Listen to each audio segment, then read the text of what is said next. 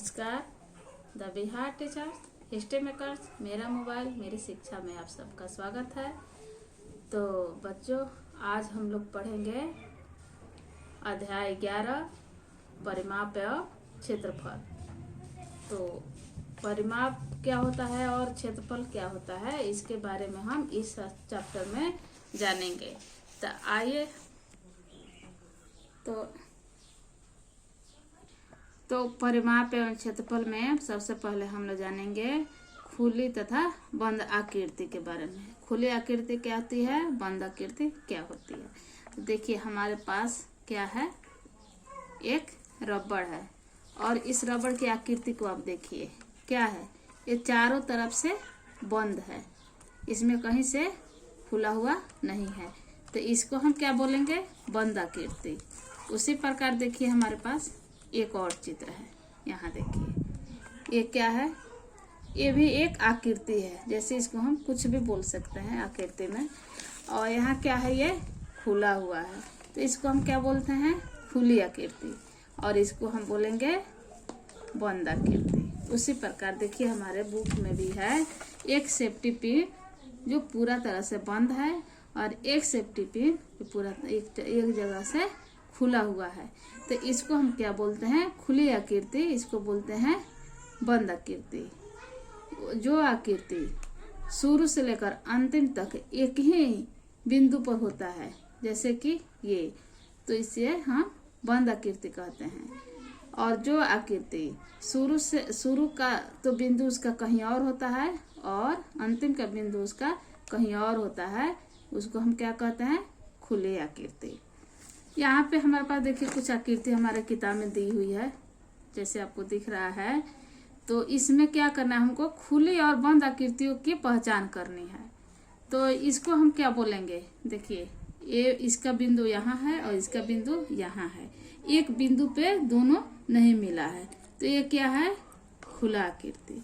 और यहाँ भी देखिए कि इसकी स्थान यहाँ है, पहले बिंदु का और दूसरे बिंदु का स्थान यहाँ है, तो ये क्या हुआ, खुला आकृति। लेकिन यहाँ देखिए इस आकृति में यहाँ पे आके ये भी बंद हो गया है और यहाँ पे आके ये भी बंद हो गया है। यहाँ से चलते हुए यहाँ पे आके फिर ये बंद हो जाता है। क्या है ये, बंद आकृति। उसी प्रकार इसको भी बोलेंगे खुली आकृति। ये भी क्या है, खुली आकृति। लेकिन ये क्या है, हमारा बंद आकृति। ये भी क्या है, बंद आकृति।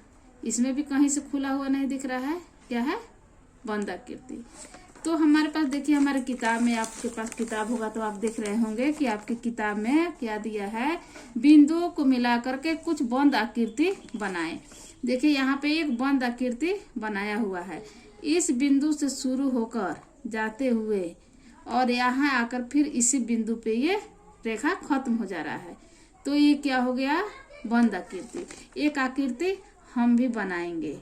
देखिए यहाँ से हम चलते हुए इस बिंदु से मिलाए, इस बिंदु से मिलाते हुए हम इस बिंदु से मिलाएंगे, फिर इसको ऐसे मिलाएंगे। देखिए क्या हो गया, ये बंद आकृति। लेकिन हम एक खुली आकृति अगर बनाएंगे तो यहाँ से मिला करके हम इस बिंदु को मिलाएंगे। देखिए इसको क्या बोलेंगे, खुली आकृति। इसको यहाँ तक भी कर दिए तो क्या हुआ, खुली आकृति। लेकिन इस बिंदु को फिर इस रेखा को ले जाकर के जब हम इस बिंदु पे खत्म करेंगे, क्या बन गया हमारा, बंद आकृति।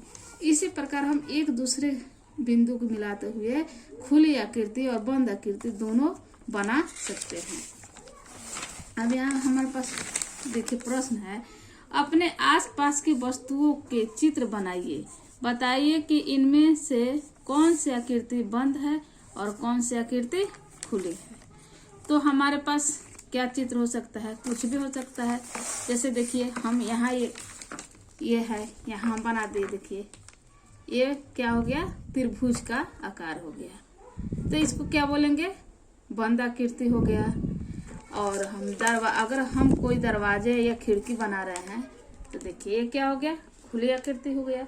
उसी प्रकार हम अपने आसपास के किसी भी वस्तु को देख करके हम आकृति बना सकते हैं। अब यहाँ है माचिस की तीली या कुछ तिनके लेकर 5 बंद और 5 खुली आकृति बनाइए।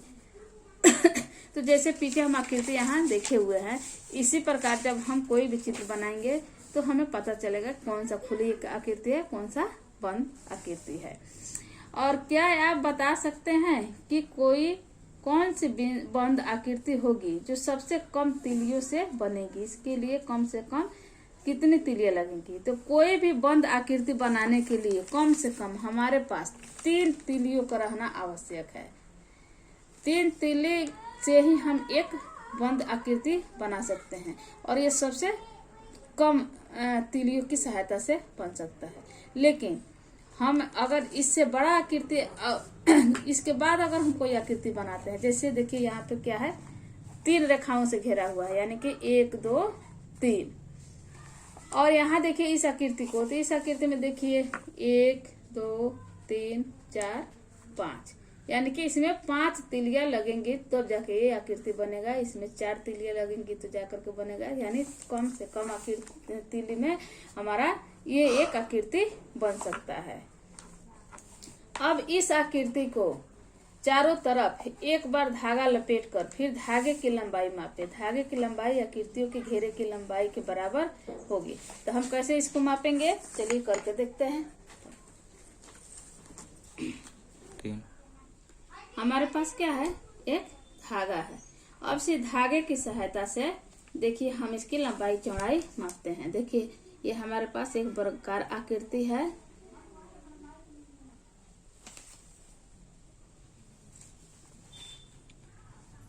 इस धागे से हमने नापा यहाँ तक।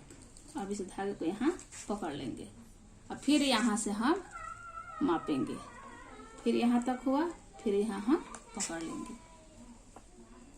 फिर देखिए यहाँ हुआ, यहाँ तक मापे और फिर इसको हम यहाँ तक मापे, यानी कि धागा हमारा यहाँ तक आया। अब देखिए पूरे हम इस वर्गाकार आकृति को चारों तरफ से मापे तो हमारे पास धागा इतना आया। अब इस धागे को हम इस पे मापेंगे। तो इस पे जब मापेंगे तो हम इस धागे के एक छोर को यहाँ रखेंगे और दूसरे को यहाँ। देखिए पूरा हमारा ये 8 इंच हो रहा है लंबा इसका। तो ये 8 सेंटीमीटर हो रहा है। 8 सेंटीमीटर हमारा क्या हुआ, ये जो हमारे पास स्क्वायर था एक वर्ग, तो हम चारों तरफ से इसको मापे तो हमारा कितना आया, 8 सेंटीमीटर। तो ये 8 सेंटीमीटर क्या हुआ, इस वर्ग के पूरे क्षेत्रफल, यानी कि ये पूरी जो इसकी दूरी है वो 8 सेंटीमीटर होगी। उसी प्रकार देखिए यहाँ पे ये जो बच्चियां हैं, रीना और उसकी दोस्त, ये दोनों क्या कर रही है, एक टेबल को माप रही है।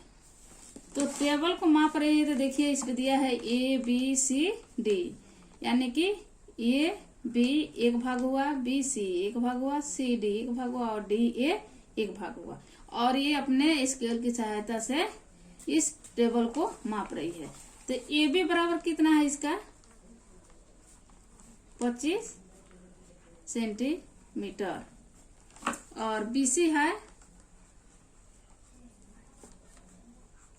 20 सेंटीमीटर, यानी कि AB इसकी लंबाई कितनी है, 25 सेंटीमीटर, BC इसकी चौड़ाई कितनी है, 20 सेंटीमीटर। उसी तरह फिर CD को मापेगी तो कितना होगा, CD भी इसका 25 ही होगा। और DA भी नापेगी तो कितना होगा, 20 सेंटीमीटर होगा। अब देखिए अब इसको क्या कर दिए, इसने पूरे को जोड़ कर दिया, यानी कि 25 जोड़ 20 जोड़ 25 जोड़ 20 बराबर कुल कितना हुआ, 90 सेंटीमीटर। तो 90 सेंटीमीटर क्या हुआ, आप बता सकते हैं? 90 सेंटीमीटर इस टेबल की पूरी माप हुई। ये चारों तरफ से टेबल को मापा गया तो कितना निकला? 90 सेंटीमीटर। यानी कि टेबल की ऊपरी सतह के सभी किनारों का योगफल 90 सेंटीमीटर हुआ। टेबल के ऊपरी सतह का परिमाप भी इसे कहते हैं। तो टेबल के ऊपरी सतह की परिमाप कितना हुआ हमारा? परिमाप बराबर